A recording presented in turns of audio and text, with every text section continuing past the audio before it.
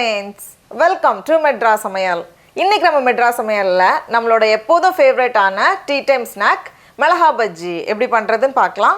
இதை வந்து நம்ம எப்போதும் பண்ற மாதிரி பண்ணாம இது மேல வந்து கொஞ்சம் இடிச்ச வேர்க்கடலை எல்லாம் சேர்த்து கொஞ்சம் ஸ்டைலா பண்ண போறோம். இது வந்து ரொம்ப நல்லா இருக்கும். இது பண்றதுக்கு ஃபர்ஸ்ட் வந்து இதுக்கு மேல சேர்க்கக்கூடிய அந்த வேர்க்கடலை பொடி ரெடி பண்ணிடலாம். அதுக்கு ஒரு panல 1/4 கப் வேர்க்கடலை சேர்த்துக்கோங்க. இது வந்து 4 டேபிள் ஸ்பூன். கொஞ்சம் மிதமான சூடுல வச்சிட்டு வேர்க்கடலை வந்து நல்லா வறுபட்டு வரட்டும். இப்போ பார்த்தோம் அப்படினா வேர்க்கடலை வந்து நல்லா வறுபட்டு வந்திருக்கு. இந்த ஸ்டேஜ் வந்ததும் இதை வந்து ஒரு மிக்ஸி ஜார்ல மாத்தி வச்சிரலாம்.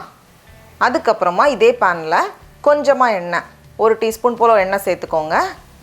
இப்போ இது கூடவே 3 பல் பூண்டு அதை வந்து லைட்டா இடிச்சு வச்சிருக்கேன். சேர்த்துட்டு ஒரு வாட்டி கலந்ததுக்கு அப்புறமா இதல 3ல இருந்து 4 காஞ்ச மிளகாய் நம்ம காரத்துக்கு ஏற்ப நான் வந்து உள்ள இருக்கிற விதைகளை எடுத்துட்டேன். அதுக்கு அப்புறமா 5 கறிவேப்பிலை இலை கூடவே ஒரு துண்டு புளி எல்லாத்தையும் சேர்த்துட்டு கரிஞ்சிராம நம்ம வந்து வறுத்து எடுக்கணும். இப்போ பார்த்தோம் அப்படினா நல்லா வறுபட்டு ரெடியா இருக்கு. நம்ம ஸ்டவ் ஆஃப் பண்ணிட்டு இதை வந்து அதே மிக்ஸி ஜார்ல மாத்திடலாம். மாத்திட்டு இது கூடவே வந்து தேவையான அளவு உப்பு எல்லாத்தையும் சேர்த்துட்டு இது நல்லா ஆறுனதுக்கு அப்புறமா பல்ஸ் மோட்ல இந்த மாதிரி அரைச்சிட்டு வந்திருக்கேன். ரொம்ப பவுடர் பண்ணிர வேண்டாம். நம்ம அங்கங்கே கொஞ்சம் வேர்க்கடலை தெரியற மாதிரி இருக்கணும். அப்பதான் நல்லா இருக்கும். நம்மளோட வேர்க்கடலை பொடி ரெடியா இருக்கு. இதை வந்து நம்ம நிறைய இதுக்கு யூஸ் பண்ணலாம். இட்லிக்கு தொட்டு சாப்பிடுறதுக்கும் ரொம்ப நல்லா இருக்கும். இப்போ வந்து நம்ம பஜ்ஜிக்கு மாவு பண்ணிடலாம். அதுக்கு ஒரு மிக்சிங் பவுல்ல 1 கப் கடலை மாவு சேர்த்துக்கோங்க. கூடவே 1/4 கப் அரிசி மாவு. அதுக்கு அப்புறமா 3/4ல இருந்து 1 டீஸ்பூன் போல மிளகாய் தூள் நம்மளோட காரத்துக்கு ஏற்ப. கூடவே 1/4 டீஸ்பூன் போல பெருங்காயத்தூள்.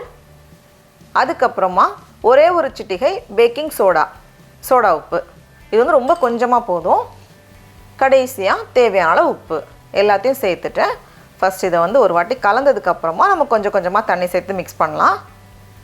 இப்போ இதுல வந்து ஃபர்ஸ்ட் கொஞ்சமா தண்ணி சேர்த்து கலந்துக்கோங்க. ஃபர்ஸ்டே நம்ம நிறைய தண்ணி சேர்த்துட்டோம் அப்படினா கடலை மாவு வந்து கொஞ்சம் கரஞ்சு வரதுக்கு டைம் ஆகும்.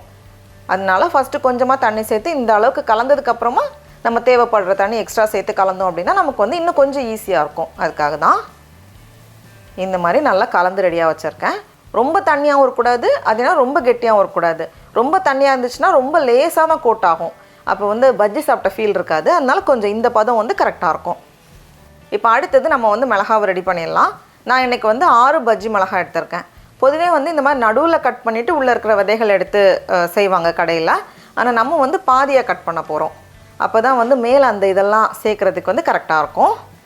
அதனால ஒரு பாதியா கட் பண்ணிட்டு உள்ள இருக்கிற விதைகளை நம்ம எடுத்துடலாம்.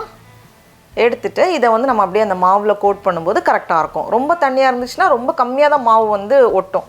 அதனால இந்த பதத்துல நம்ம வந்து பண்ணும்போது கரெக்ட்டான அளவு கிடைக்கும் நமக்கு.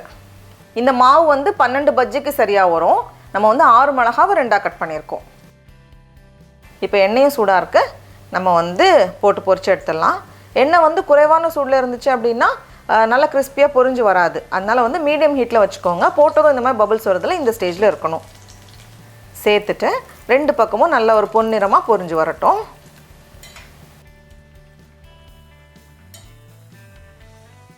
இப்போ பார்த்தோம் அப்படினா பஜ்ஜி எல்லாம் சூப்பரா பொரிஞ்சு வந்திருக்கு. நல்ல கிறிஸ்பியா வந்திருக்கு. இப்போ இதை எடுத்து நம்ம வெளிய வச்சிரலாம்.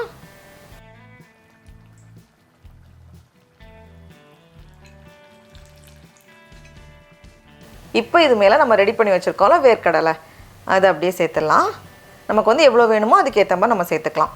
கூடவே கொஞ்சமா நறுக்குன வெங்காயம், அதுக்கு அப்புறமா கொஞ்சமா நறுக்குன மல்லி இலை. அதுக்கு அப்புறமா நான் கொஞ்சமா சேவ் சேர்த்திருக்கேன். இது வந்து ஆப்ஷனல் தான். இது வந்து நம்ம வீட்ல இருந்துச்சுனா சேர்த்துக்கலாம், இல்லனா வந்து நம்ம இத ஸ்கிப் பண்ணிக்கலாம். அவ்வளவுதான். டடா! நம்மளோட சூப்பரான மிளகாய் பஜ்ஜி ரெடியா இருக்கு. அப்படியே சுட சுட டீயும் ரெடியா இருக்கு. இப்போ நம்ம சாப்பிட்டு பார்க்கலாமா? அப்படியே அந்த பிளேட்ல இருக்கிற பொடியோட சேர்த்து இந்த ஒரு பஜ்ஜி சாப்பிட்டாலும் இப்படி பஜ்ஜி சாப்பிடணும்னு சொல்லுவாங்க. ரொம்ப நல்லா இருக்கு. நீங்களும் கண்டிப்பா இந்த ரெசிபியை வீட்ல செஞ்சு பாருங்க. உங்களுக்கு இந்த வீடியோ பிடிச்சிருந்துச்சுன்னா மெட்ராஸ் சமையலுக்கு சப்ஸ்கிரைப் பண்ணுங்க. நாவின் சுவையரம்புகள் மலரட்டும்.